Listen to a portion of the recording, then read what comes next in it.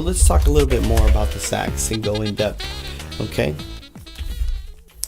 Now we have the saxophone. I'm going to put this down a little bit.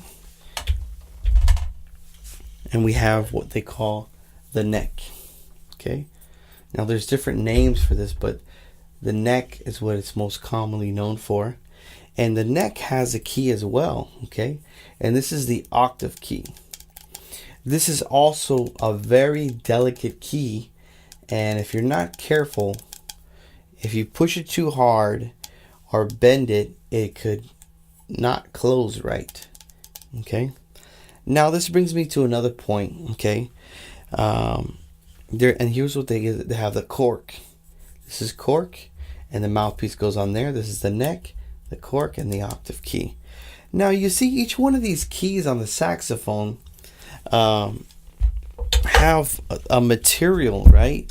And this one happens to have leather pads. And the pads, if you can see here, the pads right there, underneath the pads, the leather closes on what they call the tone hole, allowing the air to pass deeper through the horn as I begin to close. And you can even hear the sound it makes.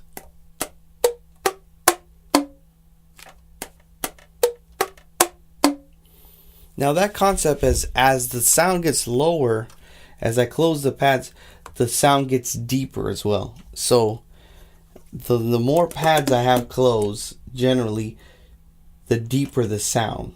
Okay, so we're going to go over through that a little bit later and more in depth. So you see each one of these leather pads closes on the tone hole. Now if there's what they call a leak, or the pad doesn't close right, it could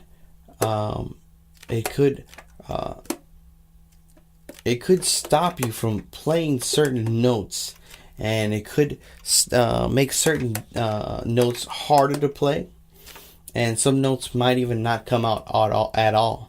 So make sure and get your sax checked by a local by your local music store for any leaks if you're having problems playing it, or you feel like these pads are not closing right, because you could have a leak. And it's very important not to work on the sax yourself unless you know what you're doing, because you could damage it further, which I have done many times. Well, coming back to the neck, we have the neck right here with the cork on the end where the mouthpiece goes onto. So I'm going to get the sax, okay, and I'm going to get the neck, and I'm going to place it. So it has a top screw right here. Unscrew the top screw and place the neck in there gently.